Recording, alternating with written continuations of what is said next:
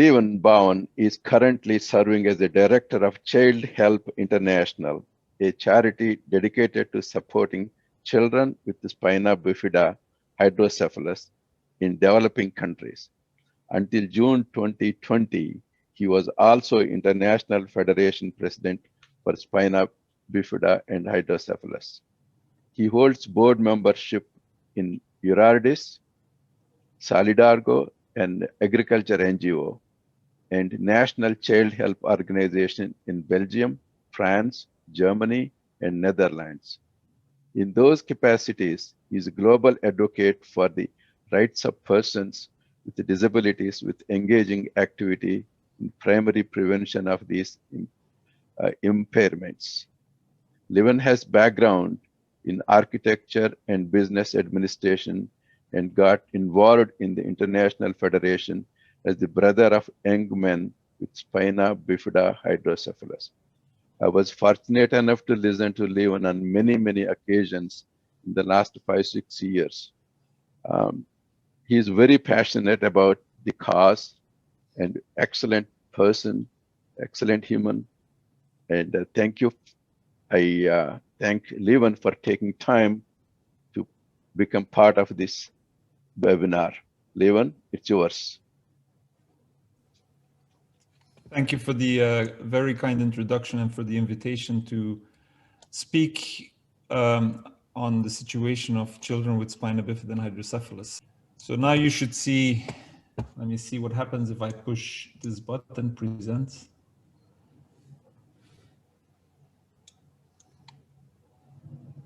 Is this working okay? Yes. Yes, Looking good now. Working good. So thank you for the introduction. And I work for an NGO, Child Help International, that is trying to support children with spina bifida and hydrocephalus in developing countries. Okay, how do I move my slides?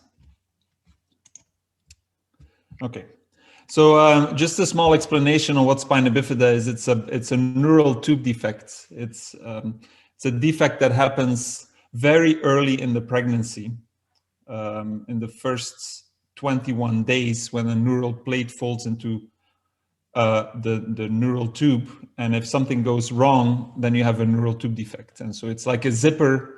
If the zipper doesn't close correctly, there is a problem. That's a neural tube defect. And you have many forms. The one that is most commonly used or known is spina bifida. It's the open neural tube defect on the back. There are many other forms. We won't go into detail, but they all have in common that they're preventable.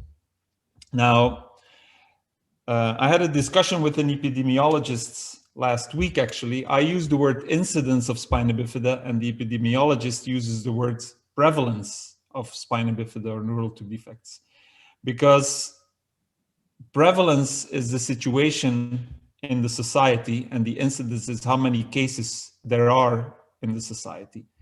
And it's unknown how many cases there are. In prevalence, spina bifida or neural tube defects are a rare disease, but in incidence, they are definitely not. And I'll explain that later. Hydrocephalus is a different disability. It's associated with spina bifida, but it can be compared to this faucet that's not working very well. So in the brain, you produce cerebral spinal fluid. If the circulation and absorption is disturbed, then you have hydrocephalus. You will know this because in India specifically, there's been this very widely shared story of baby Runa, who had a very severe case of hydrocephalus. And the causes of hydrocephalus are very different. It could be cancer, could be hemorrhage. Could be a congenital blockage of one of the pathways of the cerebral spinal fluid, or could be spina bifida, which is a malformation that also affects the brain. So there are many causes. Our estimates is actually that there are about a million children every year that will be born with or acquire spina bifida and or hydrocephalus. Every year, every single year, 1 million children are born globally. Of that 1 million, an estimate of about 100,000 are born in India. So preventing this will, make a really big impact in the global, let's say, amount of suffering that can be seen. In India, this means that about 100,000 families at some point are confronted with a preventable disability. Now, the situation, as I said before, it's really it's not very well documented, but you can see the regions on the world map where the problem is biggest. It's primarily connected to the socioeconomic status of the people. So it's very logical because it's closely linked to a nutritional deficit in the case of spina bifida and to hygiene in the case of hydrocephalus. So in the places where where nutrition is the hardest, where access to good hygiene is lowest, that's where you get the highest incidences of these disabilities. And that's where we also can make the biggest difference. This is how spina bifida and hydrocephalus will be presented in your journals and medical papers, either as horror pictures or, little criminals with the bars, or as kind of neutral drawings. I was an advocate, as Ramaya kindly introduced me. Advocates see a problem a little bit different. They will see it as children. This is my brother, by the way, on the right-hand side. I forgot her name. I forgot the name of this cute girl. These are also people with spina bifida and hydrocephalus, and that's how you should see them as well, in a way. They are people active in society with a problem, we agree, and a problem that can be costly, but there are still people who are family members who are, living their life like everybody, or trying to live their life like anybody else. And I think that goes for everybody with a rare disease. They are a person that has a specific need where we should find an answer to. Anyway, I always compare spina bifida to this rose bush in front of a vineyard. This is a picture I cannot use in France because they all know about this, but in India maybe this works. In France, what is the name? The people who grow grow grapes to make wine. They put roses in front of the vines because the roses will indicate sooner that there is a problem in the vineyard, and so the farmer can then take preventative action. So if the roses get sick, the roses will get sick sooner than the vines, and they can protect the whole vineyard. In a way, spina bifida is similar. If you monitor spina bifida closely, you will see the trends in spina bifida will indicate whether there's a problem. It could be clustered. If there is a cluster of spina bifida, there's a problem in that specific population. It's, data are in that sense very important. It's not only about getting an insight in your population's health as a public health type of measure, it's also a rights issue. Many children born with a disability, and specifically if it's a structural disability that is easy to diagnose, will be hidden or will be, not receive any care, would not show up in any statistics. Whereas in a way, every child born in a population has certain rights because they're born in that population and they're holder of certain rights. And this right is enshrined in the Convention on the Rights of Persons with Disabilities, Article 18, where it says that children with disabilities shall be registered, because with that registration comes certain rights, such as right to access to healthcare, etc., whatever is in that country, in that location. So it's not only a public health issue; it's also a rights issue to address this diagnosis or a registration. And so in 2010, the WHO actually voted on a birth defects resolution that lays out very well where they try to assist member states to strengthen surveillance system, prevent birth defects, implement screening programs, and provides support and care to children with birth defects and their families. Now, when this resolution was voted in 2010, It was actually the Sierra office, the Southeast Asia regional office of WHO, who took this on as one of their priorities. And they led all kinds of registration office. They developed a database for this program.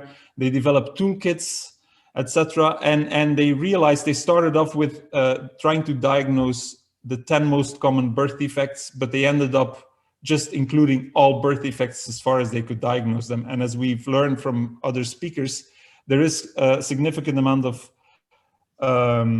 sophistication to diagnose more and more and better even these rare diseases. And this can all be accommodated with the systems that WHO Sierra pioneered.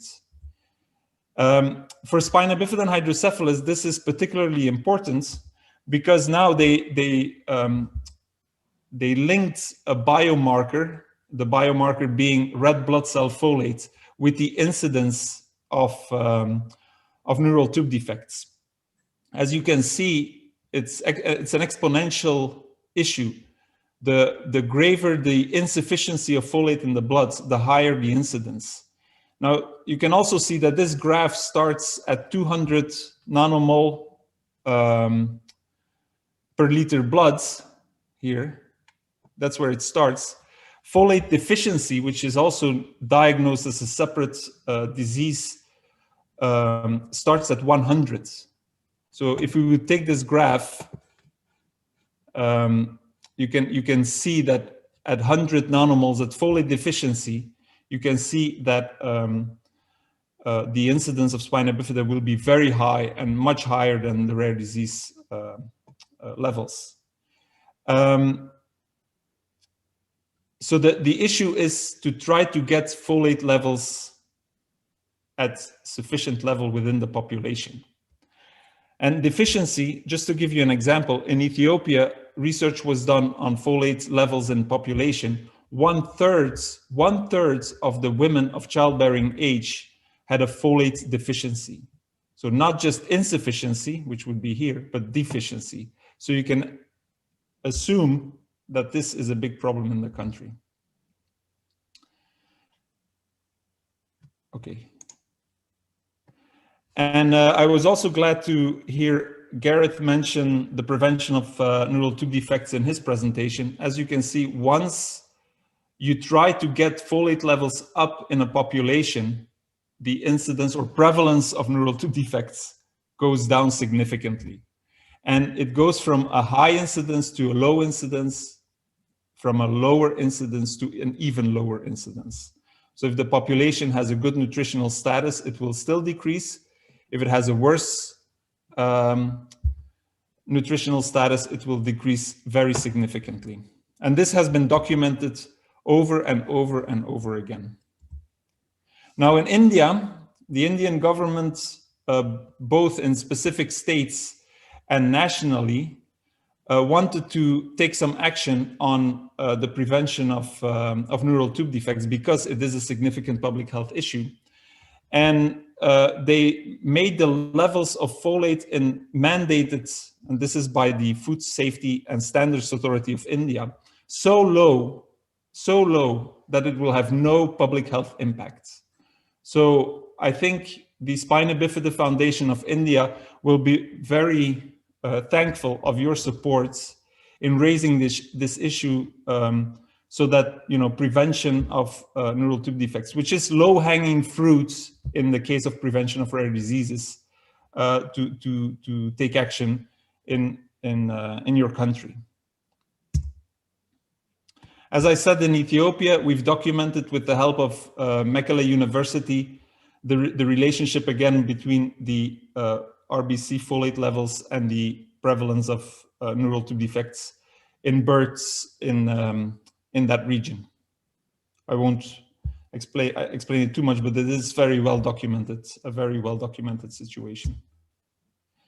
Now, why is prevention important? I think it's been mentioned many times, both on the general or the specific level, is that if you're born with a spina bifida or with a rare disease, the following care is necessary, and it's a lot. It places a high burden on the health system. So preventing is better than cure, and to put less stress on the health system, it's better not to be born with the birth defects. So thank you for the opportunity of explaining the situation of spina bifida and hydrocephalus specifically. I hope it was informative and that it illustrated the general points Dr. Craig was making. And here's my contact details. Thank you. Well, thank you very much, Lieven. I really appreciate your presentation as always. Thank you for taking time in your busy schedule. We really appreciate it, and we hope the Spina Bifida Association in India would be more active in getting things done as you wish. And I hope you will come back another time and give more on this subject. Thank you very much.